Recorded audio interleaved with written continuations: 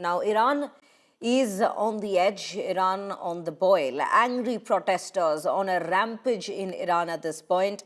Visuals that are coming in show the dire situation in the very country at this given point as arson, riots, clashes all grip Tehran streets. Protest against Khamenei only intensifies with each passing day. You can see the kind of chaos and disruption that is marring Iran. In fact, Tehran specifically, if we are to speak of, police stations set ablaze in Mashhad. Iran shuts their airspace and military has been kept on alert. Iranian opposition leader Reza Pahlavi says that millions of Iranians demanded their freedom tonight and thanks the leader of the free world, President Trump, for reiterating his promise to hold the regime to account.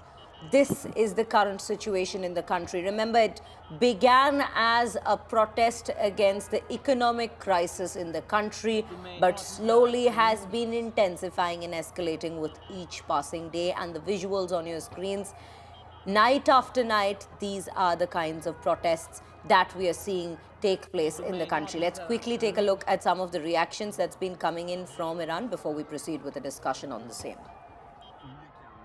و قطعا توجه کردید که ازدحام جمعیت باعث این میشه که نیروها پس بروند و امکان ریزش رو به سمت شما بیشتر میکنن.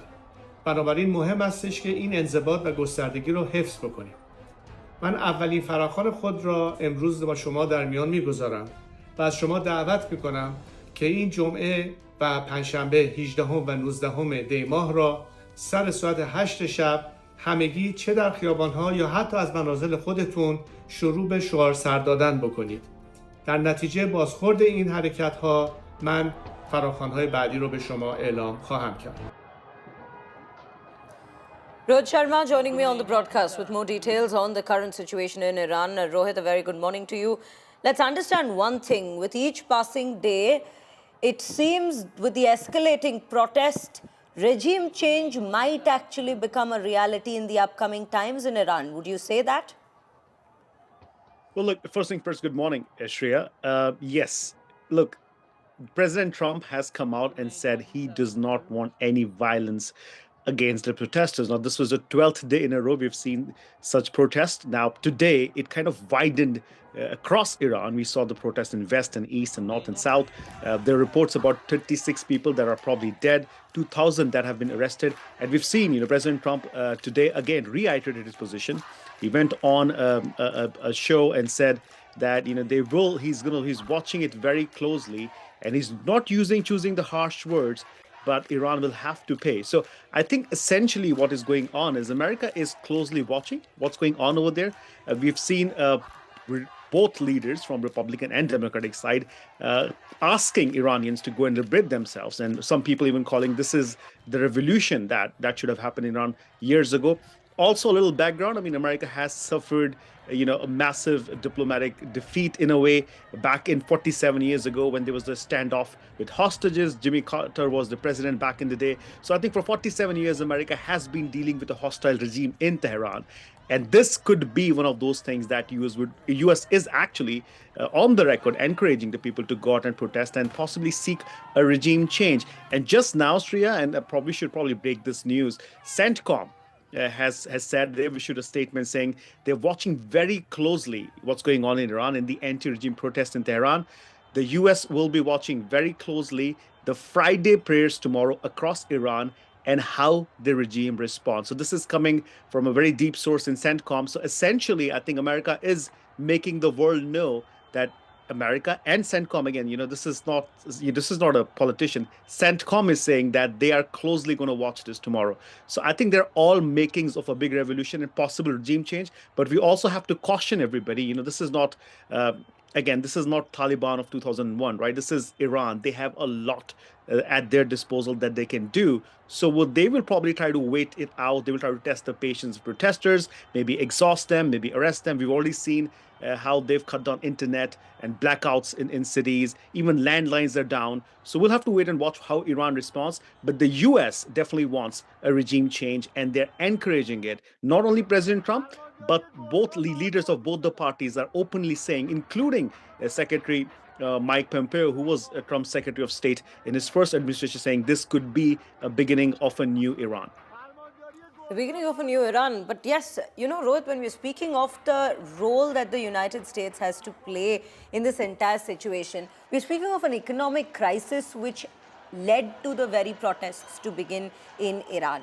Now, if we look at the economy of Iran and the situation it's been in the last couple of years, it's only in the last few months, one would say, or maybe a year, one would say, that given the situation that had panned out in the Middle East, US ended up sanctioning the country further, and the economic crisis got worse and worse. If we look at that very sequence of events that's taken place, would you say that this might have been a calculated move back then? It very well could be. Look, I think President Trump had made it clear multiple times. I would like to draw back attention to what he said when he started his second term. He said that he had sent a letter to Iranian leader, right? And there were talks about how somebody, the Iranians or the IRGC was involved in somehow trying to get to the president or assassinate him. So President Trump, has not forgotten any of that. I mean, in fact, it was clearly shown how he bombed Iran way back in June, 6 months ago. So I think essentially this is something that the US probably has been wanting for a long time, and I think the moment has arrived. And it looks like it started from the people in Iran being unhappy, the sanctions that US have put, they've throttled it to a point where people have no option but to get out on the streets. And now what we're seeing, I think, is probably coordinated in a way that everybody's out there in all these cities trying to give a message to the regime, in fact asking for Reza Pahlavi to come back and wanting him to come back and take reins from Khamenei. So it has been a long process up until here, and I think Iran and how the regime responds is what will dictate the future of Iran going forward.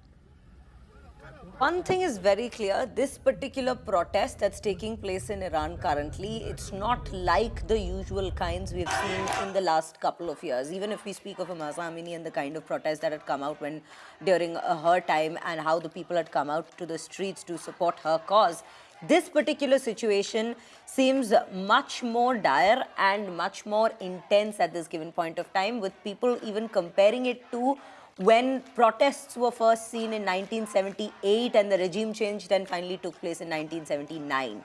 And in fact, the fact of the matter being that it's very much concentrated in the very Grand Tehran Bazaar. That's been a symbolic place for the very country when we speak of any kind of revolution or any kind of change that comes about in the country.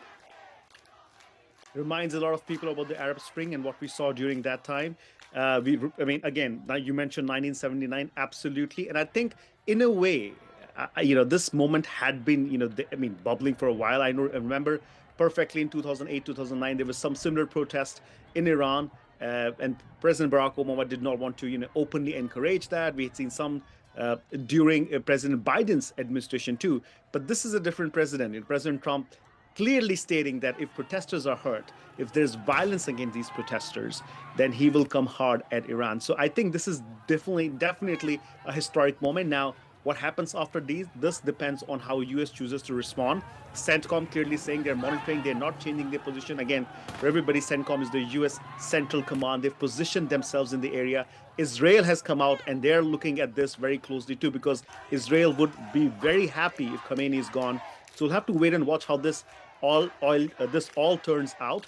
But very, very cautiously, and I keep telling this, I think the Iranian regime has a lot of power. We'll have to see how they choose to respond to these protesters.